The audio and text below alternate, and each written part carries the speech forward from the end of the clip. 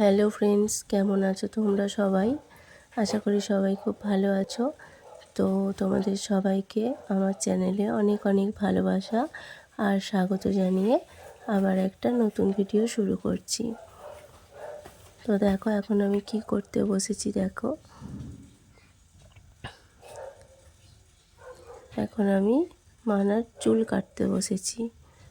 তো মানার চুলটা দেখছি বড় হয়েছে অনেক দিন ধরেই, কিন্তু কি বলো তো, মানে নিয়ে যাওয়া হয়নি আমার। আর ও একদম কাটতে চায় না, শুধু বলছে চুল কাটবো না, কিছুতেই কাটবে না। তো রাজি করানো যাচ্ছে না, যার জন্য বাধ্য হয়ে আমাকেই বাড়িতে কাটতে বসতে হলো। মানে বারবার বলছি যে দেখ চোখের ওপর চুলগুলো পড়ছে, শুধু একটু শেভ করে আয়, এখন তো শীতকাল, এখন আর অত ছোটো করতেও হবে না আর ন্যাড়া হতেও হবে না।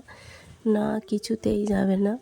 তাই আমি বসলাম নিয়ে বাধ্য হয়ে। আর কদিন ধরেই বসবো করছিলাম, কিন্তু আমার সময় হচ্ছিল না আর কি, সময় করে উঠতে পারছিলাম না। সেই জন্য আজকে একটু সময় পেলাম, কাজের ফাঁকে বসে পড়লাম।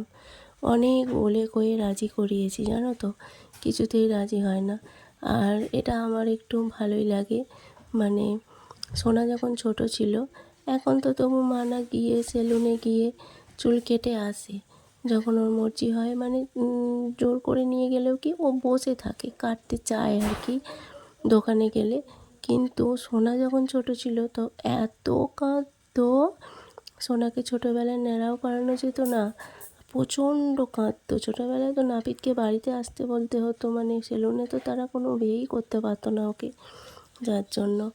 আর আমি সোনাকে ন্যাড়া করতাম আর আমিই চুল কাটতাম অনেক বড়োবেলা পর্যন্ত।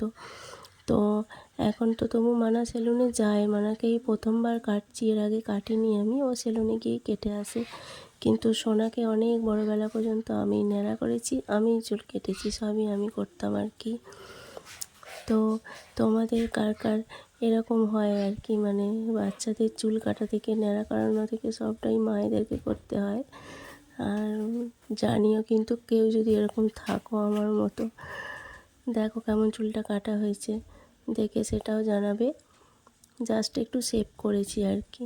তো চলো, টাটা।